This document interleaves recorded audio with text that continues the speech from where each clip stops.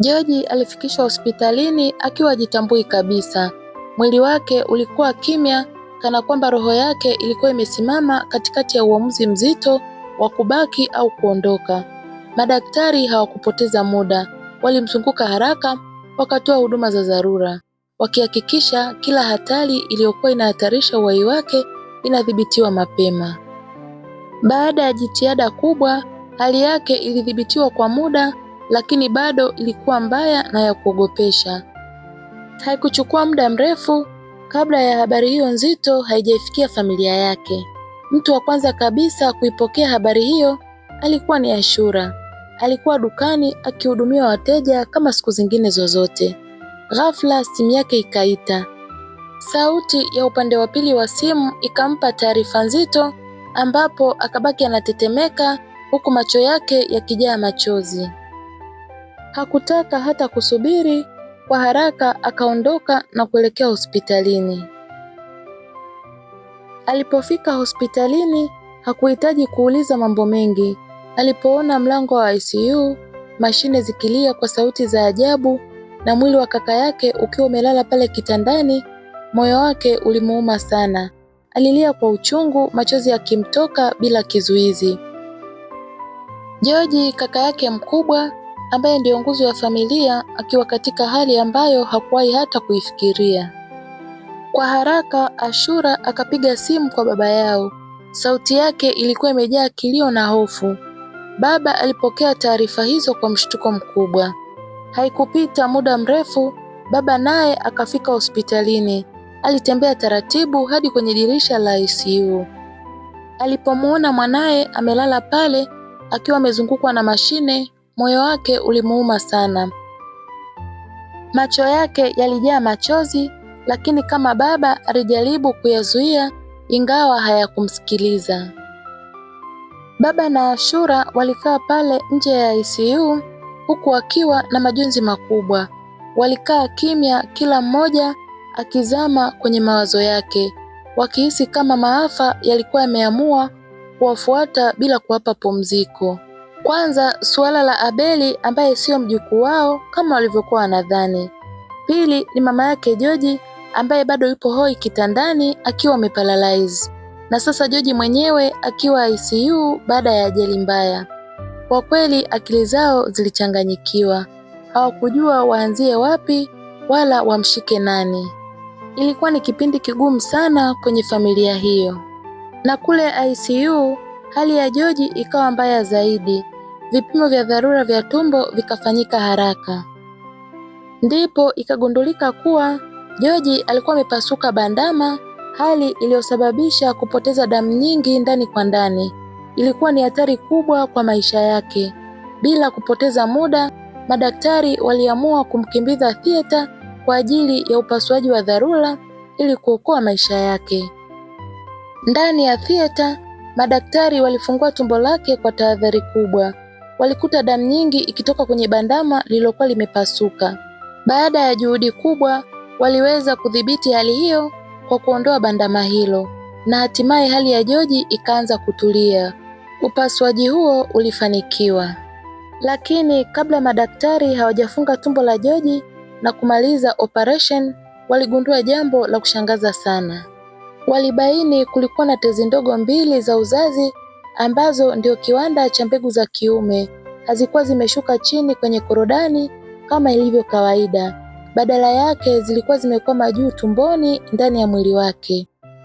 Walielewa mara moja kuwa mtu mwenye hali hii mara nyingi hukumbana na changamoto kubwa ya uzazi. Mbegu za uzazi zinapobaki juu tumboni hushindwa kuhimili joto la mwili, hali inayopelekea mbegu hizo kupoteza ubora ama kufa kabisa, na hivyo uwezo wa kutungisha mimba unapungua sana ama kutokuwepo kabisa. Madaktari walijitahidi kuzishusha tezi hizo mahali pake. Cha kusikitisha ni kwamba hakuna mtu aliyewahi kujua kuhusu tatizo hilo. Hata George mwenyewe hakuwa anajua kuwa alikuwa na tatizo hilo. Ilikuwa ni mara ya kwanza kabisa kugundulika, na ilitokea pale alipokuwa akipigania maisha yake. Na wakati huo Ashura na baba yake walikuwa nje ya theater wakitembea huku na kule bila mwelekeo. Mioyo yao ilikuwa imejaa hofu kubwa. Kila dakika iliyopita ilionekana kama ni lisaa zima. Hali ya George ilikuwa ni ya kuogopesha sana.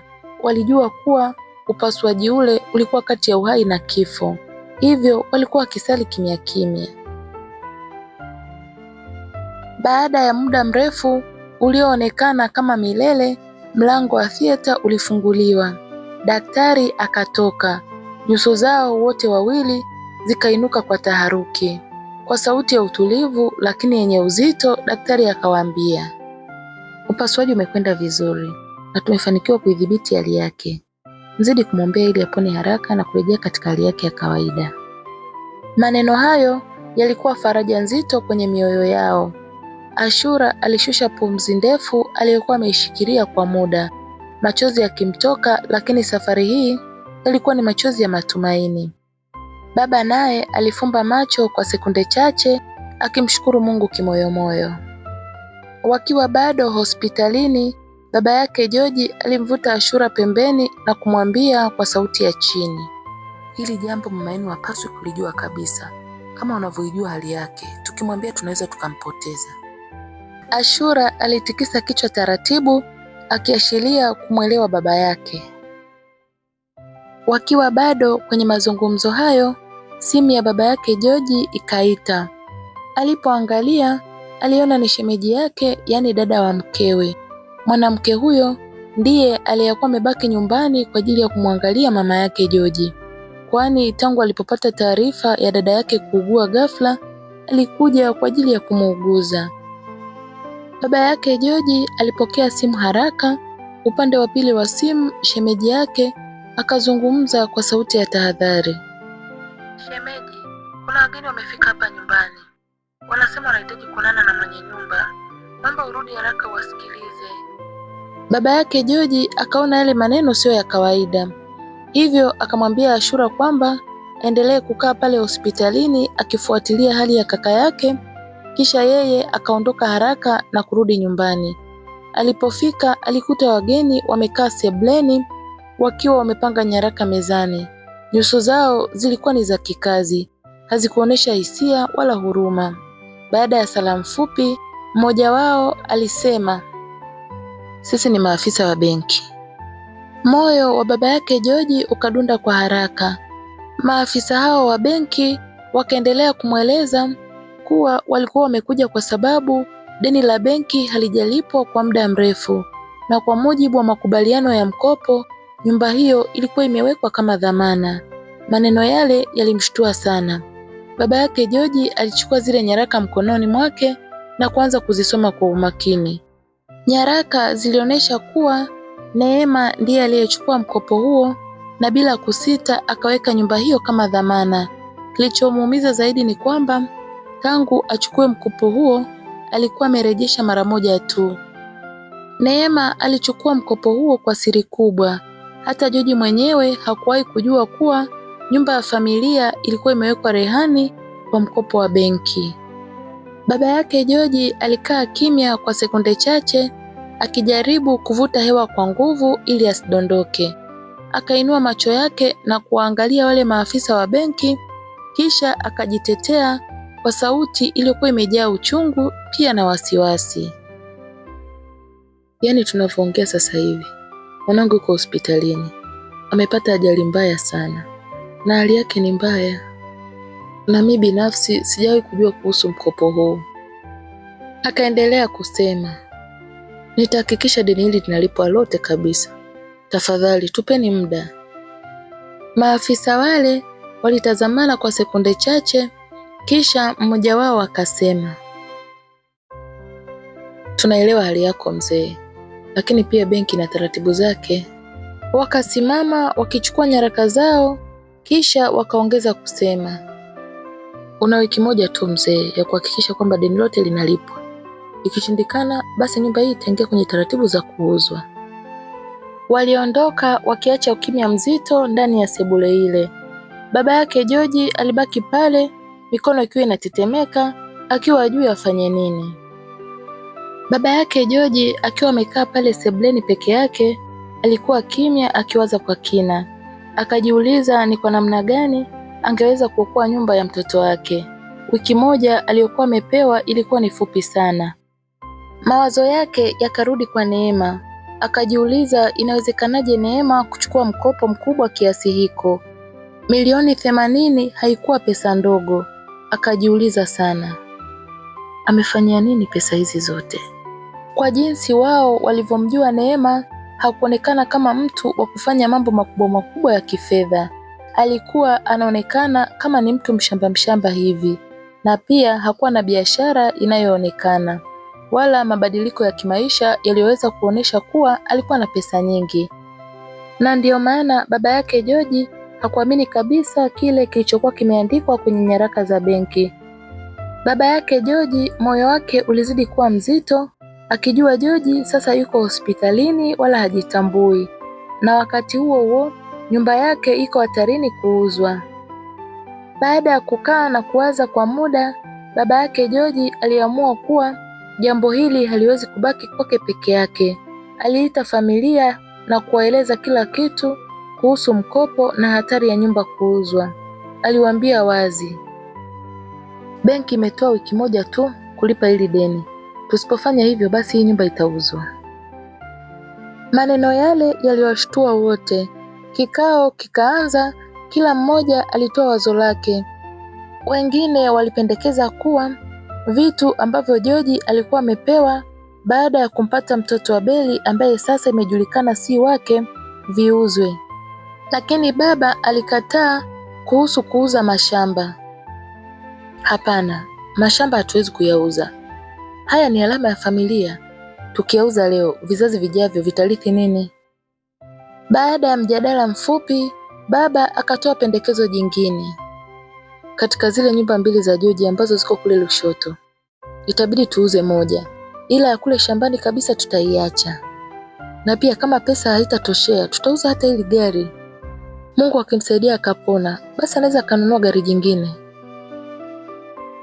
Familia ikakubaliana na wazo hilo. Waliona ilikuwa ndio njia pekee iliyobaki kwa wakati ule. Usiku huo huo, baba yake George akaanza safari ya kwenda Lushoto. Akapanda basi linalotoka Dar usiku. Safari ilikuwa ndefu na nzito. Hakuweza kupata usingizi kutokana na matatizo makubwa ambayo yameisonga familia yake. Alipofika Lushoto ilikuwa ni asubuhi. Akaelekea kwenye ile nyumba ambayo ni ya George. Alipofika alikuta watu wakiishi pale. Akajitambulisha na kuwaeleza kuwa amekuja kufanya taratibu za kuuza nyumba hiyo. Kwa sauti ya huzuni akasema, tunalazimika kuuza hii nyumba kwa sababu kijana wetu yuko hospitalini na tunahitaji pesa kwa ajili ya matibabu yake. Hakuthubutu kusema ukweli kuhusu deni la benki la nyumba ya Dar, lakini majibu aliyoyapata yalimshangaza sana. Mmoja wa wale waliokuwa wamekaa pale akamjibu, mzee, sisi sio wapangaji, tulinunua hii nyumba miezi 3 iliyopita. Maneno yale yalimchanganya kabisa. Baba yake George akahisi kama hakusikia vizuri. Akauliza tena kwa msisitizo. Ndipo yule mwanaume akatoa nyaraka za mauziano. Akaanza kuonesha kila kitu, sahihi pamoja na mihuri halali. Nyumba ile ilikuwa imeuzwa na aliyeiuza alikuwa ni Neema. Baba yake George alihisi dunia inazunguka. Miguu yake ikalegea, akashindwa hata kujua afanye nini. Akabaki amesimama pale, akili yake ikiwa imechanganyikiwa kabisa. Baada ya kuona kilichotokea kwenye ile nyumba ya pale Lushoto, baba yake George alipata hofu kubwa. Mawazo yake yakamrudisha ghafla kwenye mashamba ya kahawa. Akaanza kujiuliza, hivi mashamba yako salama kweli? Bila kupoteza muda, akaamua kuelekea mashambani. Alipofika karibu na eneo lile, moyo wake ulianza kudunda kwa kasi. Hakutaka kuamini kile alichokiona. Mashamba yalikuwa yamejaa kahawa kwa miaka mingi, sasa yalikuwa yamejaa miche ya maparachichi ya kisasa. Mistari mirefu ya miche mipya ilionekana wazi kabisa kuwa kulikuwa na mabadiliko makubwa yaliyokuwa yamefanyika pale. Baba yake George akajiuliza kwa mshangao, inawezekana George aliamua kubadilisha mazao? Lakini mawazo hayo hayakumridhisha. Lakini mbona hajawahi kuniambia jambo hili? Ndipo akasogea zaidi ndani ya shamba. Akaona vijana wachache wakifanya kazi zao kama kawaida. Akawasogelea na kuwasalimia kwa Kisambaa. Mzeze. Vijana wale wakaitikia kwa heshima. Baba akauliza, mimi nina shida na bosi wa hapa. Mmoja wa vijana wale akajibu, bosi wetu yuko upande ule mwingine.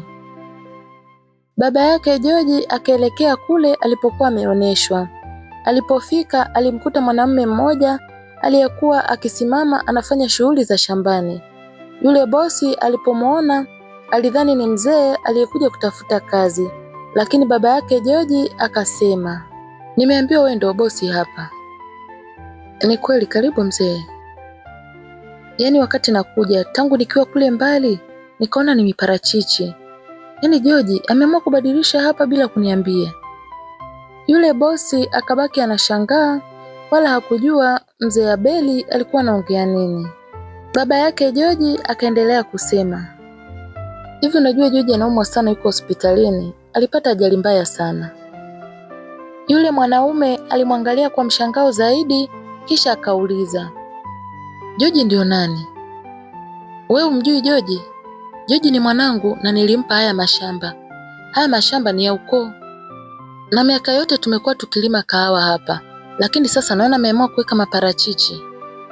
Yule mwanaume akatikisa kichwa taratibu, kisha akasema, hapana mzee, mmiliki wa hapa sio George. Mmiliki wa hapa ni mimi mwenyewe. Nilinunua haya mashamba ni kama miezi 5 iliyopita. Ni kweli nilikuta hapa kuna kahawa, lakini mimi sikuvutiwa nayo, ndio maana nikaamua kubadilisha mazao. Maneno yale yalimvunja moyo kabisa baba yake George. Akasikia kama miguu yake imekosa nguvu, akasimama pale taratibu, macho yake yakiwa yamejaa mshangao na maumivu. Unasemaje wewe? Haya mashamba yaliyotunzwa kwa miaka mingi sana, leo hii yameuzwa? Hii haiwezekani kabisa. Kijana yule alimweleza kwa uwazi jinsi alivyonunua mashamba kutoka kwa Neema. Hapo ndipo baba yake George akagundua kuwa Neema hakuwa msichana waliyewahi kumfahamu. Walimuona kama mtu mpole, mwenye heshima, na waliamini angekuwa mke mzuri kwa George. Lakini sasa matendo yake yalikuwa yameleta mabalaa makubwa kwenye familia yao.